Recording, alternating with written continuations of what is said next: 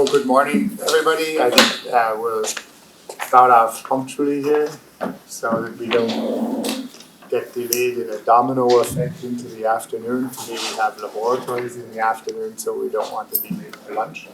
And so it's my pleasure, of course, to introduce Shamit Bakshi, who many of you will know, of course, who are in mechanical engineering, and he's done his PhD at IIC in Bangalore, and he's spent 1 year actually with me and Ilya Reusman in Darmstadt in Germany, and he had the Alexander von Humboldt fellowship, or I think senior research fellowship or something it's called. Anyways, it pays well. You get to tour all over Germany, and you're a Humboldtianer all your life long.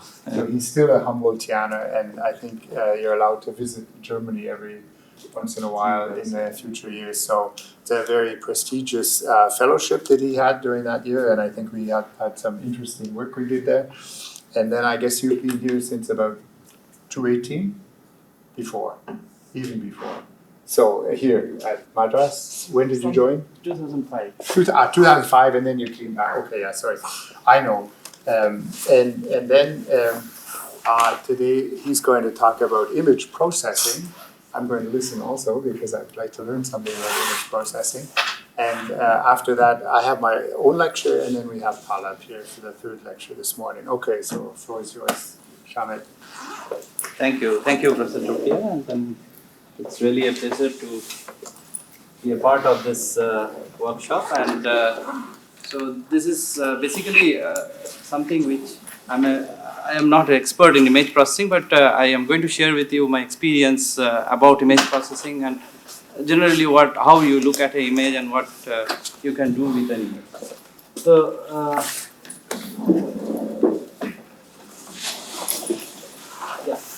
So the first thing is, what is an image? So if you look at it, there are many slides, but I will try to do justice to most of them. But if I am not able to complete, I think you have the slides with you afterwards, and you can always refer back. So basically, what is an image? If you look at an image, it is like a field of irradiance in the image plane. If you look at an image plane, there is different irradiance in different pixels, and this is what we call as an image. It's a different amount of light falling on different parts of the sensor, which forms an image. So basically, when we talk about image, it is actually a matrix. Okay, so it is actually a matrix, and then you have certain number of pixels and number of active pixels on the camera sensor. So basically, we are all familiar with these things, like whether you have a 1 megapixel camera, 5 megapixel camera. Most of the high speed cameras are not very high in terms of resolution. Like they are not 5 megapixel, because you have to transfer a lot of data if it is 5 megapixel. This we are familiar with. Maybe this is something which it's not very common to know, that the size of the pixel on the sensor in the actual camera sensor is about 5 to 20 micron. So this is the size of the pixel. This is the area which is actually receiving the light. Each pixel is receiving. Each pixel has the dimension of this. So these are some things which you need to decide on when you want to buy a camera depending on your application. Going ahead, just a little bit about imaging, particularly digital imaging. So what we do there is basically, there are a lot of processes through which it goes through. So you have photons, the irradiance, which is falling on the sensor. So first stage is conversion of that into electrical charges, electrical current or voltage or charges by the photoelectric effect that we all know. But that is not the only part within the sensor. There is a requirement of a storage. So what is the storage? That means the light, the photons which falls at a particular point of time had to be stored, so that you can also take the photons which are coming from at the next point of time. So you accumulate the light which is falling on a pixel for a period of time. Okay, so this requires to be stored in some place. So the sensor also has a storage capacity, and now you can decide for how long you can actually store this data. So this duration is called the exposure time of the camera. And how do you decide that? You use something called an electronic shutter, or this basically an electric signal which you just control to decide the time for which you integrate the photons which are falling on a pixel. Okay, so this is how you control it. So this duration is called exposure time, and then you store it. Now this is coming from different pixels in your sensor. It is, like I said, it is a matrix, M by N matrix. So for example, 1 megapixel camera, it is 1024 by 1024 pixels. From each pixel you are getting this electric charges. But when you have to transfer it to a computer, it cannot be transferred just like that in that form. So you need to convert it into a serial data. So for doing that, you use something called a readout. So this readout actually converts the parallel into a serial data. Then you do some signal conditioning. That means if there is any noise in the data, you just remove the noise and then bring it to noise due to different reason, and then that serial data is converted, which is in terms of voltage, is converted to a digital data and transferred to a computer. So this is basically the process which goes on when you capture any digital image. So going ahead, you have different types of sensors. I am not going to go more about discuss more about this. You have CCD and CMOS, charge coupled device, and complementary metal oxide semiconductors. Our stress most will be on the image processing side. So again, this is a particular camera sensor which you can look at, and suppose you have 1000 pixels in one direction and 20 micron. So the size of the pixel, what will be the size of the sensor in one dimension? So it will be about 20 into 1000, right? 20 micron, so 20,000 micron, that is 20 mm. So that is a 2 centimeter in size. So the actual sensor is very small in size, 2 centimeter by 2 centimeter. So assuming that it is a 1000 by 1000 resolution, and of 1000 by 1000 resolution, 1 megapixel camera with 20 micron pixel size. Okay. So this is the sensor, and this sensor has this matrix in it. Okay, all the pixels are there. The pixel need not be square like what it is shown here. It could be different shape. And then there is something which is we are familiar with gray images. I'll also talk about color images. So apart from the geometric information, that which pixel is receiving what amount, which pixel is receiving light, the amount of light which is received, that means the intensity, is also determined in terms of a quantity which is, or in terms of an unit which is called gray level. So for a gray image you have different types of gray level. For example, you have 8-bit image, it is 2 to the power 8, 256 gray level, 0 to 255 are the different levels. 0 means what? Can you tell me? 0 means dark completely, and 255 means fully white. Okay, so this is the gray level, but you can have better, so this is called bit depth of the camera. So apart from pixel resolution, number of pixels, you have pixel size, you have bit depth of the camera. So these are particular features, or what we call specifications of the camera. You can have from here you can also see, okay, you can have a 10-bit or a 16-bit. 10-bit means 0 to 1023 pixels. You have a 16-bit, but you have to correctly select. As you go in higher bit depth, in terms of higher bit depth, then what happens? The size of your file, each image increases because you have more information content in it. So you have to make a correct decision about what bit depth you use. Then these are okay. 1 bit is basically 2 gray levels, 0 and 1. It's a black and white image. And then so these are some things which I already talked about. About color image. So in the color image also you can have 8-bit, but you have 3 primary colors, right? Red, green, and blue. So you have one channel for each of these colors. Okay. So in a color image, if you look at, what will be the size of the matrix? So M by N by 3. So 1 for each channel. So this is how, if you read an image in your software, you will see that, or whatever, wherever, you see the size of the matrix, color matrix is basically m by n multiplied by 3. Each channel will have certain levels of intensity. Okay. And these channels can be separated out and it can be converted into grayscale as well. So this is something which you probably is somewhat interesting to see. So if you see here, you can do all kinds of addition, subtraction with these numbers. These are numbers. Now see, when you are talking about image, these are basically some numbers, right? Intensity in terms of numbers, different levels. But the addition and subtractions have to be done very carefully, okay? Because they do not follow the general rule of algebra always. What is the reason for that? The reason for that is that these numbers are unsigned bounded integers. That means they do not have any sign. They are basically positive. You cannot have negative gray labels. Okay. So if you are talking about an 8-bit image, it is 256 gray levels starting from 0 to 255. It is bounded between 0 to 255.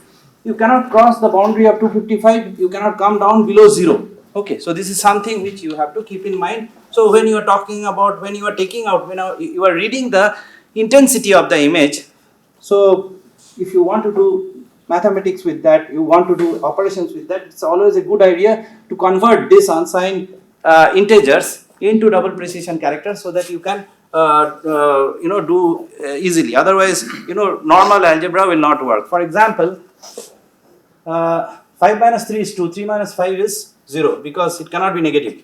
Okay, so 255 plus 5 is 255 plus 6 is also 255 plus 100 is also 255. It is saturated. You cannot cross that limit of 255.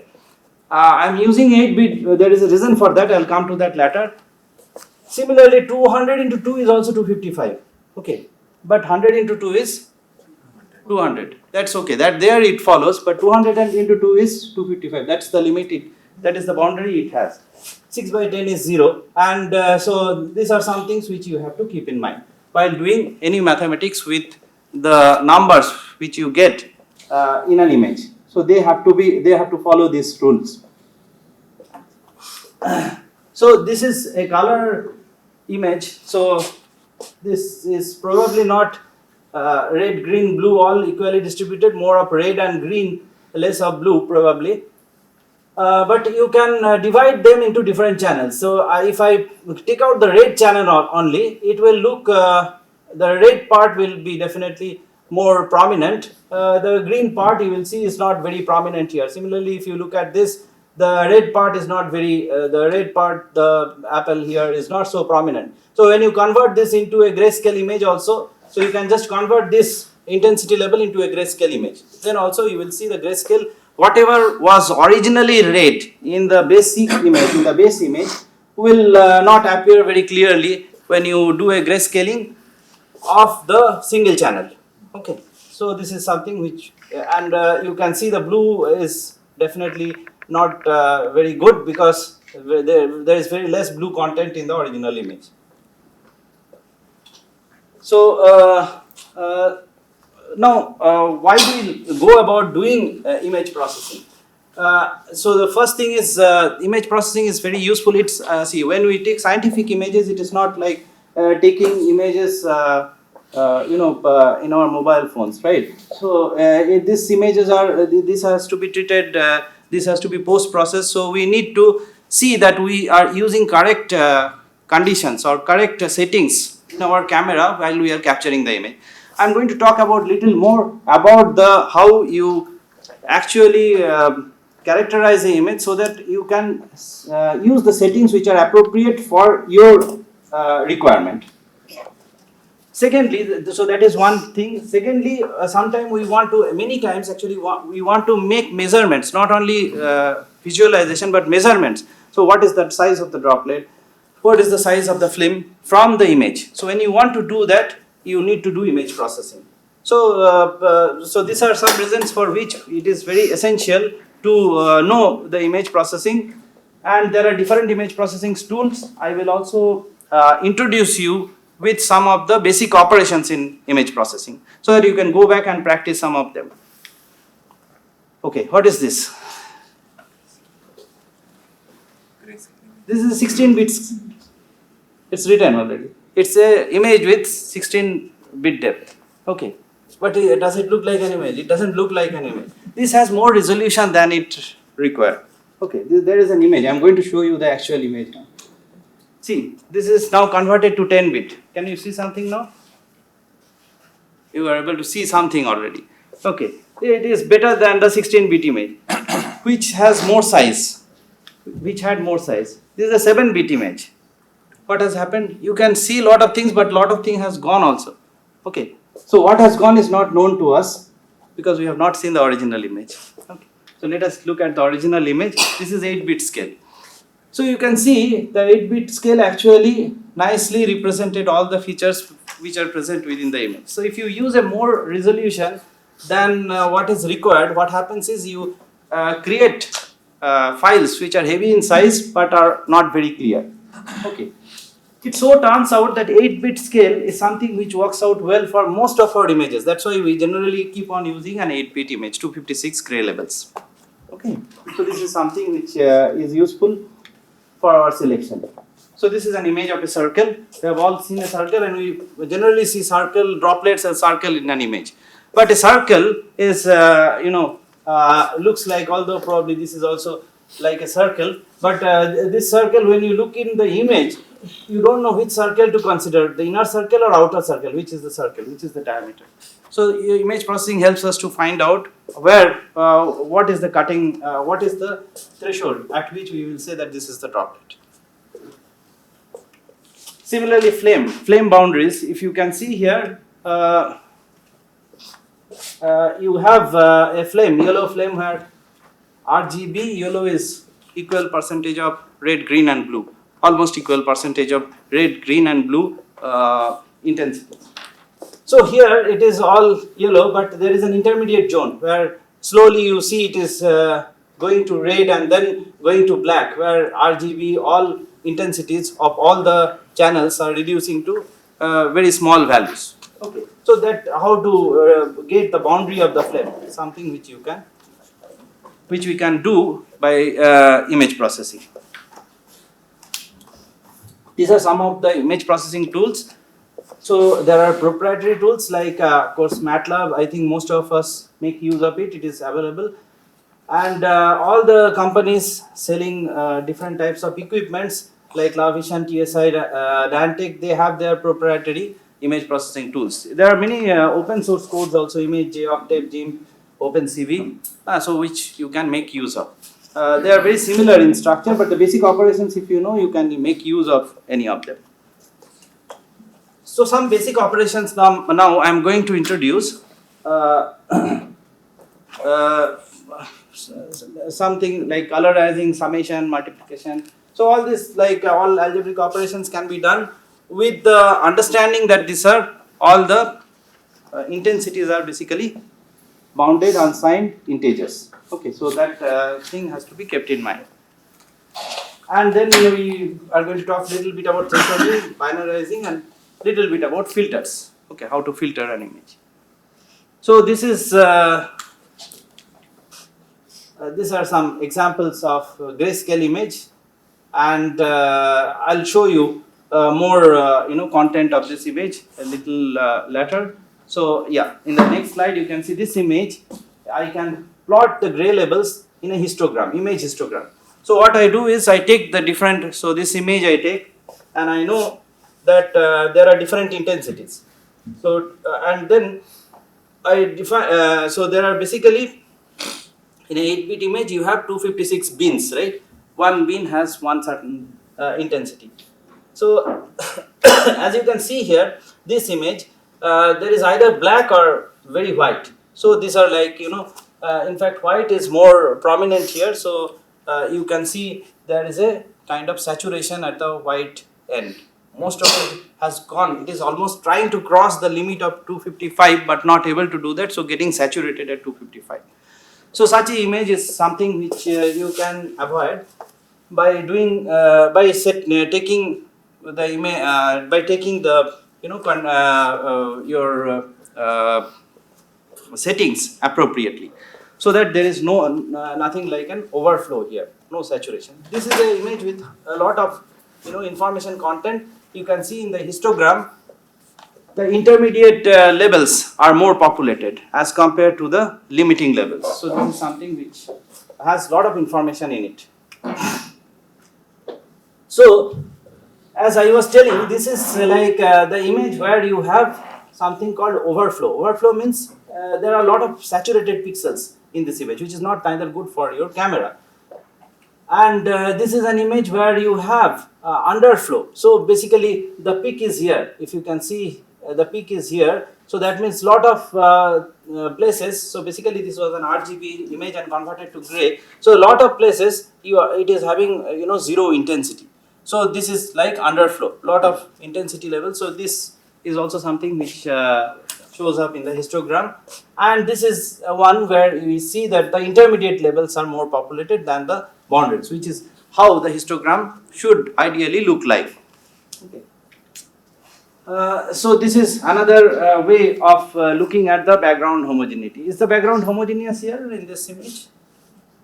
It's not very homogeneous, but it is not very clearly visible from this particular image. If you want to see further, you can colorize this image. Okay. So it is very evident from this image that see there is lot of difference, there is lot of variation in the background.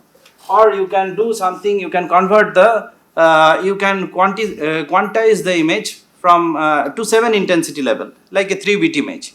Okay, you have how many, in a 8-bit image, how many gray levels you have? 255, convert it to 7 intensity levels. Okay, so then it becomes very visible, because now they are very, it will increase the, can you tell me what is the image with highest contrast?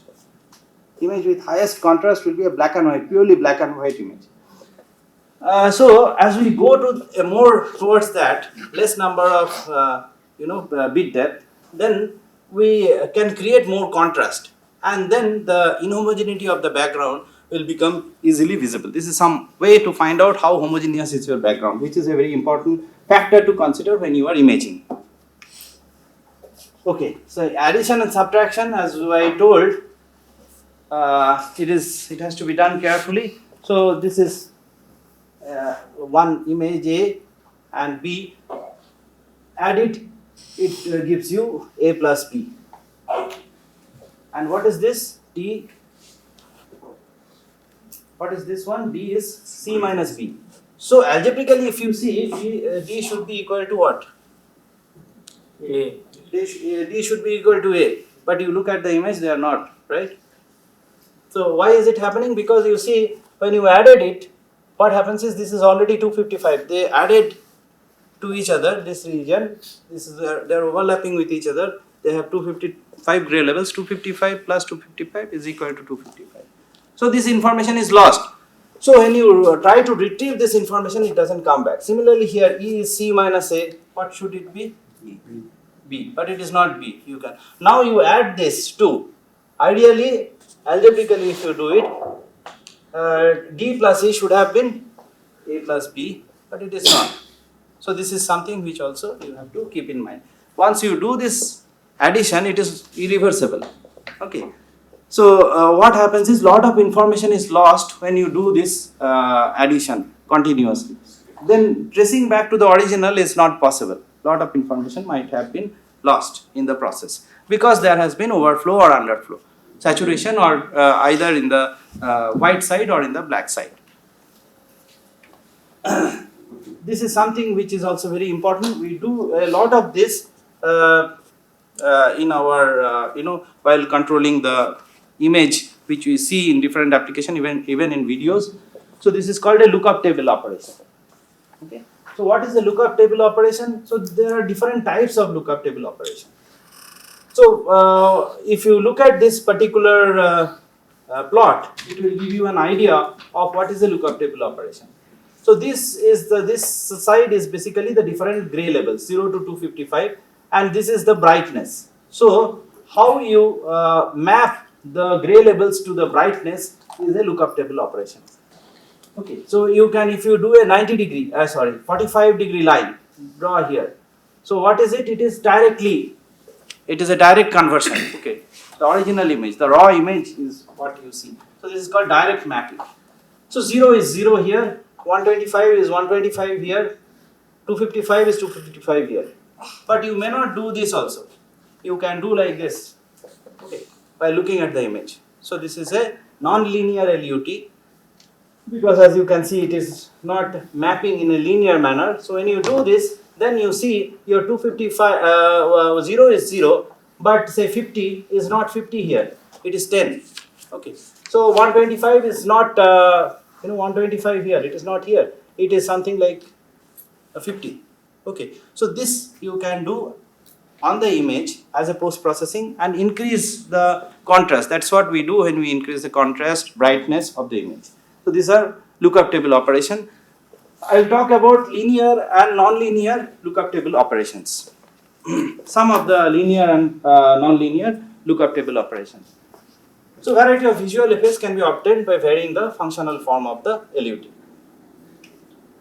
So mathematically speaking, I can write this as an equation. So this is a very basic operation. This is called increasing the brightness or brightening or darkening of the image.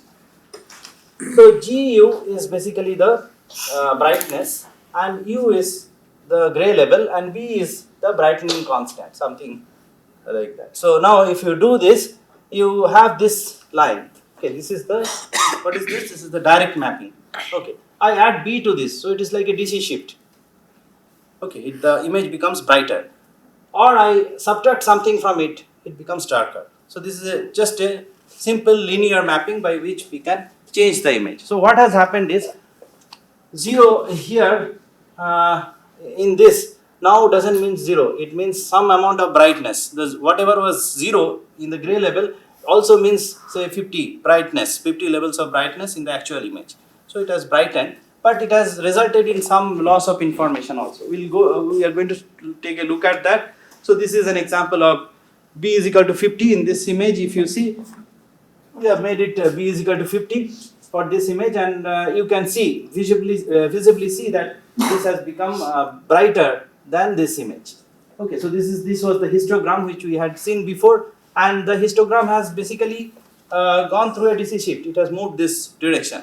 Of course, one problem with this is it has started overflowing. Okay, saturation at the peak intensity level. So that is something which has also happened along with. Similarly, we can darken the image. So B is equal to minus 50 if you do, the entire image is becoming dark, but there is an underflow, lot of information is lost. And you cannot recover this original image from here, because the information which was there in this part of the histogram is lost. Now you cannot go back to this.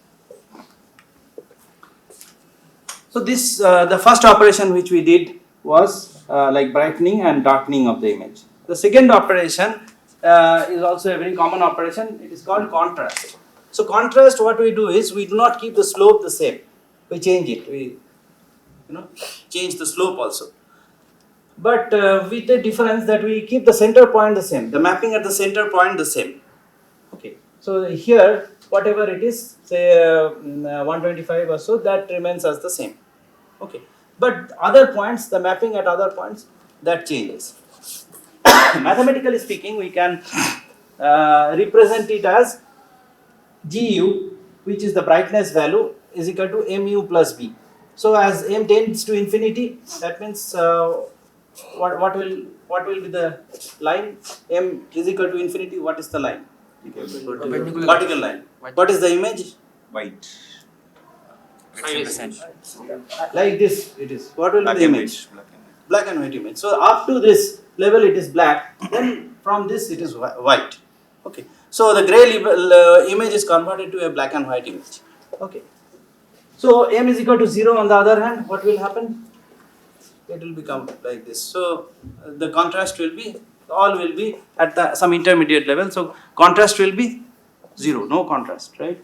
There is a single color in the image, intermediate level in the image. So no contrast or maximum contrast in between these two. So you can also find out by using this point, you can find out the value of B, and okay, it's written here. I think it was supposed to come later, but if you put M is equal to minus 1, it will become, how will the line look like? The line which is mapping, how will it look like? 155. Center point will be like this, so it becomes in this manner. So it becomes a negative. Okay, so it becomes a negative of the image. Whatever was white will become black. Whatever was black will become white. So this is some examples also we can give. So for example here, this is a LUT, contrast LUT for m is equal to 1.25. As you can see here, the image contrast is improved here with this operation. Then this is reduced contrast for m is equal to 0.75, and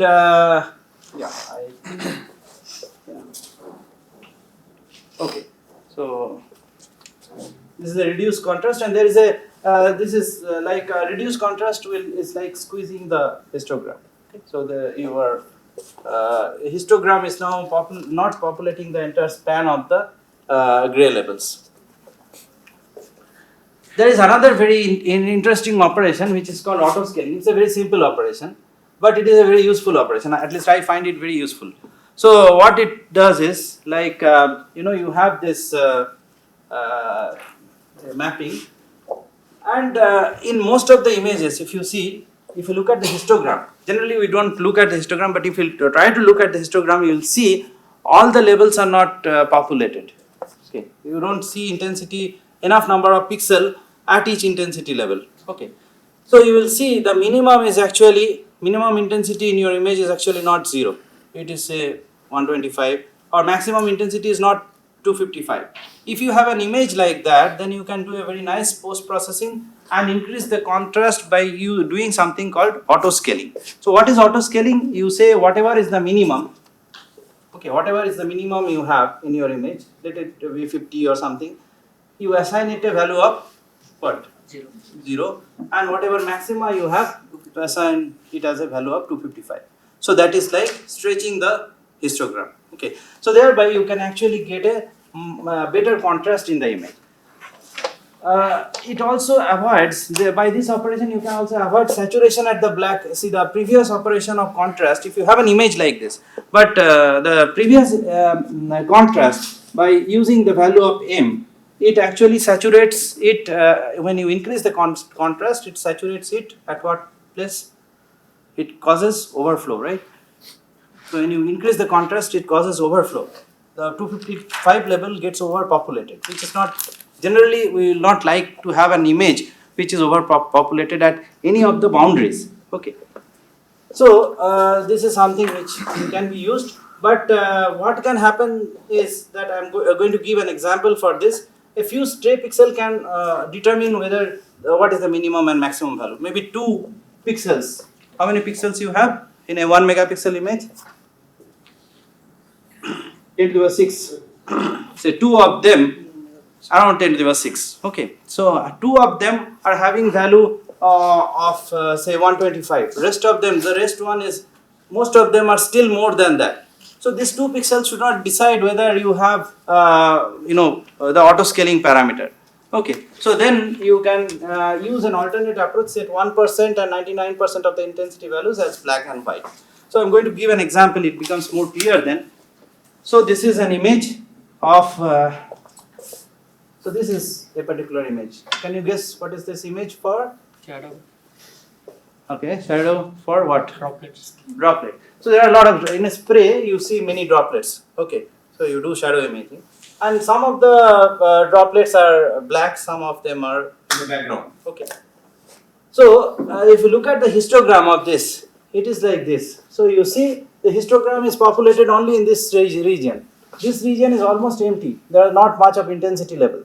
So if you find out the minima of this, minima is 36. Okay, so the minima 36 is here, but very few pixels are at this intensity level. Even here from this histogram you can make out at 36 level very few pixel compared to the total number of pixels, very few pixel are at this level. So now if you do an auto scaling for with minimum of 36 and maximum of 192, this gets quite this gets stretched, the histogram gets stretched, so you get expanded, but still you see the entire grayscale is not properly populated. Okay, because only few pixels are at the minimum intensity level of 36. You achieve a better contrast in this image as compared to this, but this is not the fullest extent to which you can increase the contrast. So what do? You can, so looking at the histogram will tell you that, okay, this, what needs to be done to improve the contrast in this image? Can you guess? It has to convert it to 2 peaks. 2 peaks. So we can, the minima we can change to some value here, right? 125, isn't it? Maxima, it is already going to the limit. Minima we can increase. So if you do that, minima is 125. Now see how the histogram look like. It is almost covering the entire face. Okay, nice. And see the image. So the contrast is significantly improved by doing this. So auto scaling in many images, if you look at the histogram, it will tell you that, okay, there is a scope of improving the contrast in the image.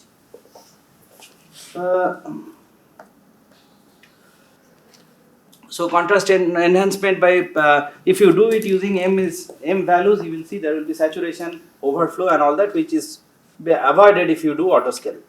So I'll skip this. This is an inversion, as I already told, that if you put M is equal to -1, you get the negative of this image. So negative of this image. Histogram also gets rotated. Okay, reflection of that. There is another non-linear LUT which I will introduce you to, which is called gamma correction. So gamma correction is basically, this is the mapping function. So GU, that is the brightness, is equal to U to the power alpha. Alpha is the gamma correction, the value of the gamma correction. So alpha greater than 1 increases the contrast and less than 1 reduces the contrast. Okay, so this is something like this. This one, this one. If you do some gamma correction, you can see again with the same image, starting with the same image, you can actually increase the contrast. But non-linear LUT, when you apply, you have to be careful because again, retracing back to the original image is difficult. So these are some example of alpha 0.5 reducing the contrast. So this is different types of LUTs, gamma correction, and there is something called sigmoidal LUT, which looks like something like this. And if we do, so the functional form of the sigmoidal LUT is this one. So gamma correction is not symmetric about the center. Sigmoidal LUT is about the center. It is symmetric about the center. So that's the difference. So original image, you can do gamma correction. Sigmoidal, okay, linear correction is this. It's not so good. Saturation at the maximum intensity level. This is sigmoidal LUT. This is actually better in terms of increasing the contrast without any overflow. Yes. This is auto scaling, I think. Yeah, level 70 and 180. This is the best you can get for this image. Auto scaling works out to be the best.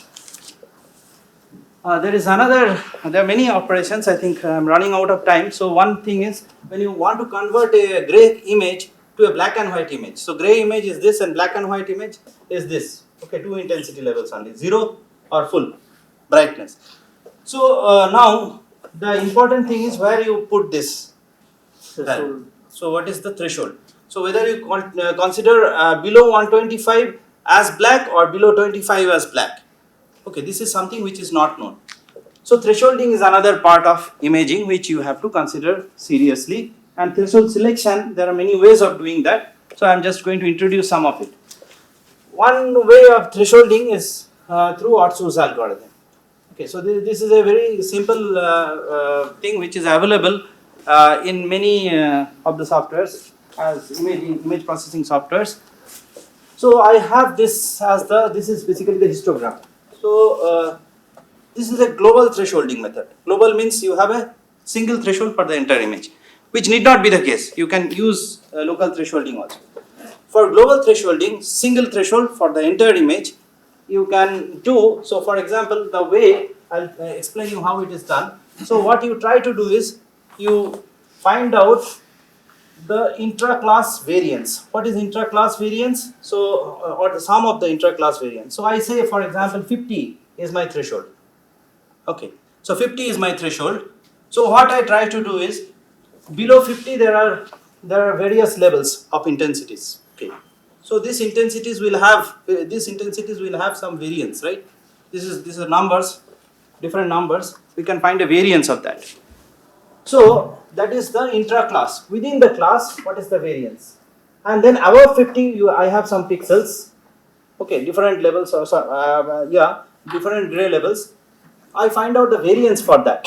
So those two variances, if I add, it gives me a value like says 1700, something like this for this particular image. So if I keep on plotting this, okay, the interclass variance, the sum of the interclass variance of the two classes. There are basically two classes when you are talking about a binary image.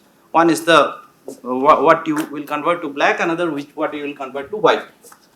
So now if you keep on varying this, then you find a minima. So that minima is the threshold value. So what it tries to say is that it's like a family. The family members are very similar to each other. Okay. So you divide it into two families. The pixels may be located in a distant place, but they are divided into two families in terms of the intensities. So one family have a very less difference with each other. The other family also have a very less difference between each other. But between the two families, there is the differences are maxima. So this is basically the idea of this algorithm. So then you find out the value of the threshold, which gives you the maximum difference between the two classes, like maximizing the interclass variance or minimizing the intra-class variance. So this is how you actually select a threshold. So I'll show you some example of Otsu's thresholding, but this is not a very good example image for applying Otsu's algorithm for the reason that it has too much of information here. Of course, I can use a threshold value, arbitrary threshold value like 60. It gives me this. Otsu's algorithm gives me little better than that. But for this image, where there are too many features in different parts of the image, the Otsu's global algorithm doesn't work very well. Okay, but you have to. So the thresholding is actually something which you have to find out for your image, for your setting, what threshold works best. But if it is a global threshold, Otsu's algorithm will work well, or you have to find out some way of using a local thresholding so that you can have use different threshold at the different part of the image. In my opinion, in this image, the local thresholding will work much better as compared to a global thresholding. So these are some other examples of thresholding. Last one, I don't know how much time I have, but okay. Yeah. So this is the last topic. So something I'll just introduce a little bit of filtering of images. So like image is also like a signal which can be filtered, and if you have noise in the image, you can try to remove the noise, or you can do different kinds of operation like sharpening, blurring of the image by using filtering operations. So mathematically speaking, the filter is basically a convolution. Like what is convolution? It is like if I am talking about a 1D convolution. So this is my filtered signal. Okay, in terms of signal processing, this is basically my filtered signal. This is my original signal, and this is the filter. Okay, so basically it is done in all direction in 1D, so minus infinity to plus infinity. It is convoluted with this particular filter. Okay, so I'll give a simpler example. So same thing for a 2D convolution. Mostly filtering are like convolution with the filters. So the filter H actually slides across the signal F to obtain the filtered signal G. So what does it mean? Like I have a simpler filter here. You have H1, H0, H minus 1. So this is basically a 1D vector. So you have three components in it.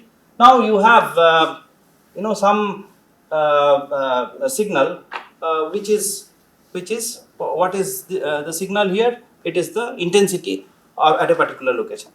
So when I am looking at intensity at a particular location, let us say Fi. Okay, I convert this, I filter it by doing this operation. So I take into account, so it is in some sense it is like averaging. Okay, so it is you take I minus 1 also, H1 into Fi minus 1, H0 into Fi, and H minus 1 into Fi plus 1. By doing this operation, you can actually get rid of noise and a lot of things depending upon what filter you use. I will just introduce some types of filters. So in details, okay, this is a example of 2D filter. So you have I comma j. So this is basically the image matrix, you have some intensity here. So if I apply this 2D filter, which is also called a box filter, okay, and you can vary the box size also. So I can define a matrix in this manner, h minus 1 comma 1, that means whatever value of the filter at this minus 1 comma 1 location, and similarly in this way, and then I can get the filtered signal in this manner. Okay, so I multiply, so there is a contribution. So what is basically it is doing, it is taking contribution from the surrounding signal. So the hope is that if there is some rich content of information in the surrounding, it will also account for that, and then keep the frequencies which are which are desirable, and remove the frequencies which are not desirable. So when we are talking about this signal filtering, it is easy to talk in terms of frequencies also. So this is like frequency in terms of color here. So black, fully black you say high frequency, fully white you say low frequency. So you can on medium frequency the intermediate range. So if you want to retain, so the advantage of filtering is if you want to retain certain color in your image and remove certain, that's the purpose of a filter anyway. So then you can do that by using the filter. I'll just give you some examples. These are some examples of box filters. I'll give you an example of this filter, which actually works quite well for the images which I had shown you before. So like this image, this is the original image. We have this as the histogram. So what I want to do is, some of the droplets are all focused, some are not well focused, right? I want to remove the droplets which are not focused and keep the droplets which are focused properly. So I have to remove the intensities at this level, but not the intensities at fully black level. Okay, so this is basically the kind of operation which I do. So I apply this filter. Okay, so the filter this one 0.06 multiplied on the all sides and 1 at the center pixel.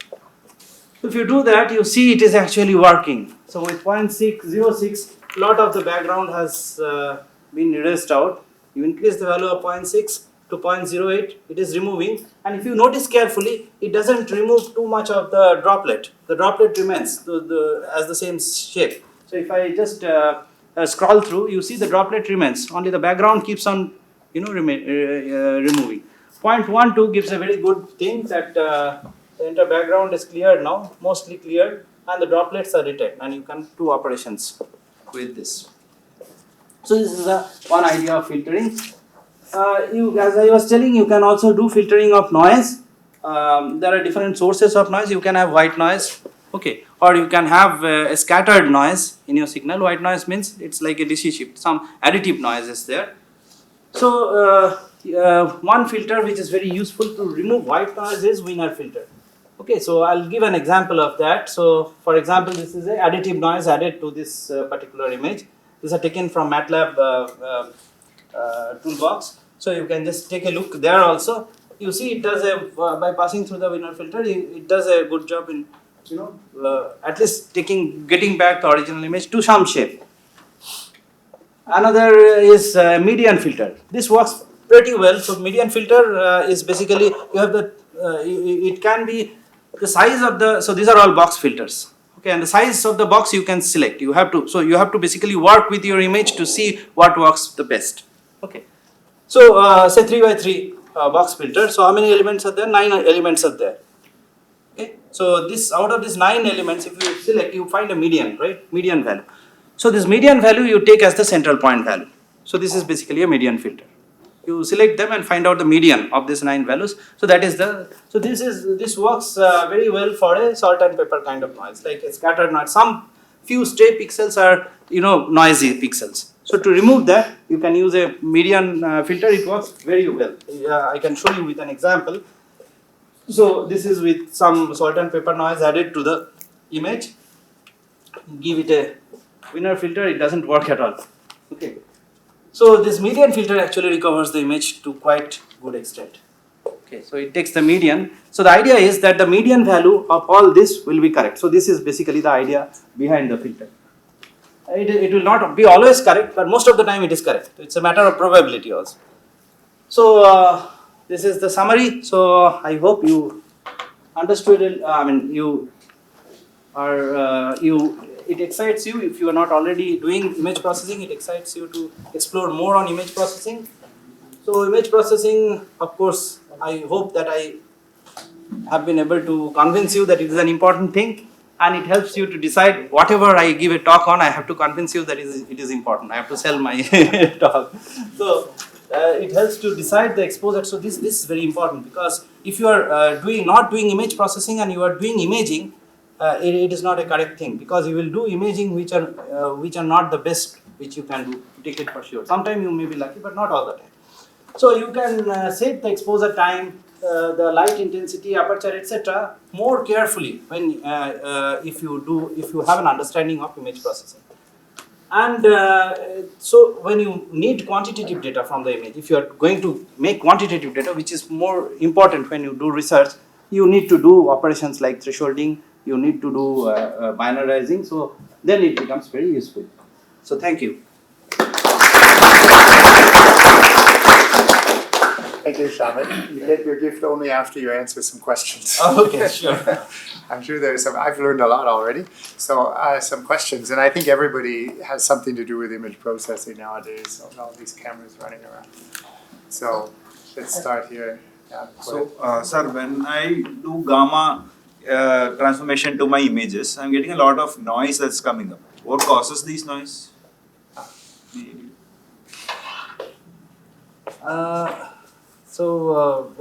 The gamma correction is bringing noise to your image, right? Yeah, when I either decrease or increase depending on what the experiment is. So, I am getting a lot of noise added on because of the static noise or something like that. Correct. So it is magnifying the image. Your correction is actually magnifying the image. So, magnifying the noise. Oh. So it's not correcting actually. It is just magnifying. So you are it is what it does. Gamma correction. It actually enhances certain values and reduces certain values. Gives more importance to certain intensities and less important to certain intensities. So if you are using this observation, now you have to see if it is for gamma correction value greater than 1, that means you should try with less.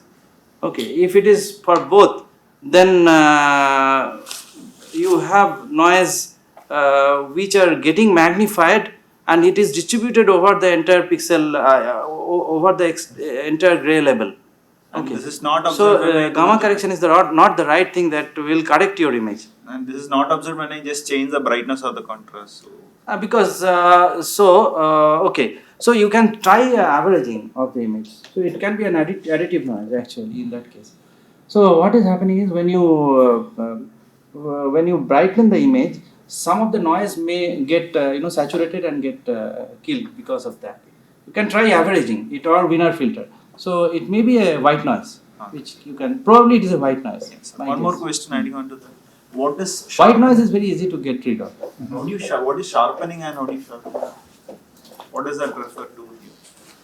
You don't know sharpening. You work with camera, right? Yeah, I mean. But you can actually sharpen the image in a post-processing stage also. Yeah. So it is a filtering. It is a filtering. Using a sharpen filter, you can sharpen the image. So like box filters, which I showed. Using appropriate box filter, you can do a lot of operations from there. You can do sharpening, blurring. You can do. You can actually do edge detection also. Okay, so a lot of operation can be done with filtering apart from removing noise. It's a filtration. It's a filtering operation. When we do the auto scaling like of things, like the setting a maximum value to something and minimum value to something, so should we ensure that all the information we are getting, or we can remove some information like this? See, for doing auto scaling, first look at the histogram of your image. Does it give you a scope of auto scaling or not? Okay, so the image which I showed was picked in such a way so that it gives me scope of doing auto scaling. Okay, so when you see the histogram is only populated in the intermediate region and lot of your gray levels are empty, are blank, then it is an image which is fit to be auto scaled. But you already have an image, for example, another image which I had shown, maybe I can just go back and show you. So this image is not good for auto scaling. If you look at the histogram, I had shown somewhere else. So there are already all the intensity levels are overpopulated. This is a good candidate for auto scaling. See here, intermediate levels are only populated. Okay, so not all images will be, but we often get this kind of images. If you look at the histogram only, you will come to know. Okay, so then it is a good candidate for autoscaling. But if it is not, if it is something like, I'll show you, something like this doesn't work. Autoscaling will not work.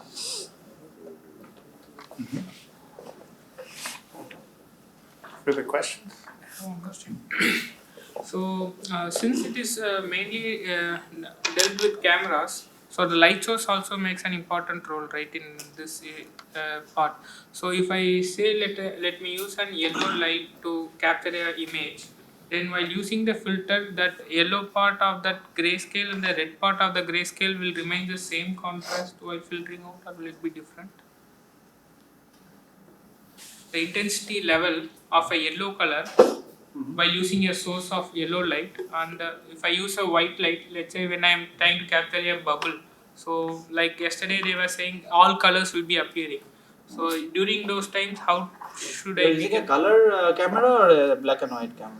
color camera? So it captures all the color. Like if I use yellow light, it will capture mostly yellow part. It shows everything in a yellow screen. Sure. So how to extract that bubble from my image to process it? Because in our experiments we generally deal with water, so that time all colors will be there when the water is illuminated with white light. So this how does this histogram will be varying at that time?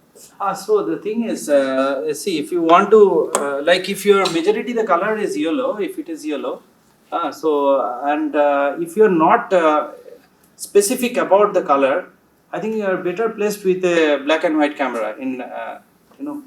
Using a black and white camera, it gives you a better chance to do any post processing, and at the same time it reduces the size of the file logs. Unless you have a specific reason to use a color camera, you don't have to use it. Okay. See, if it is prominently yellow, is it yellow for a particular reason, or it is because that? It may be yellow, but if your camera is color camera, it is taking yellow. So probably, my guess is that if you look at the yellow is difficult. RGB are all equal levels, right? So. Yeah. So that is So you have to deal with all the colors and filter.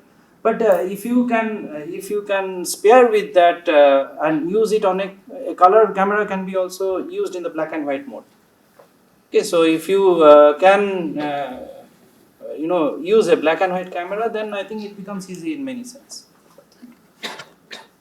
Adding to that, like how will you get the contour of the bubble or something like that? Contour of the bubble. That there is are what multiple bubbles there. Then it will be difficult. They're together, or No, they are distributed. So I showed some example for droplet. So similar kind of operations, filtering you can try out. So I have to look at the actual image to give you a solution. Try to give you a solution. I'm not sure that I can give you a solution, but I can even try if I look at the image. So if it is an image like the droplet scattered image, you can try filtering. Then you can only see the droplets. Okay, and then you do what will you do? To find out the dimensions, what should you do? You can binarize. Okay, you can use thresholding. You can binarize, and you can try to find the dimensions. So eventually, when you are trying to convert it into some length scale, you have to do a binarizing. Okay. So then you have to see all your bubbles are of the same intensity level or not. If they are not, then you have to use a local thresholding approach. Sir, when there is a interface and there is continuous like a mass transfer or like heat transfer is continuously happening conjugate manner, sir, then what is the procedure for binarizing this portion that for this interface which is continuously changing like this? Means the receiving evaporating droplet. Diffuse portions. Evaporating droplet. Can I take that as an example? So you in one image you have only one diameter, right? So you binarize it. So those are actually easier. If it is a single thing in your image, like a single droplet, they are easy to deal with because you can use Otsu's algorithm. That way it's easy. But when you have multiple of them, then Otsu's algorithm will not work. Sir, in your slides you have shown the thresholding value of 0.12 gives a reasonable value. So, can you show go to that slide, sir? So, how do we identify Those are values? normalized. Those are normalized. Okay, so that means it is 0.1 into 255. Okay. I don't know how I kept my. Yes. Yeah, sorry.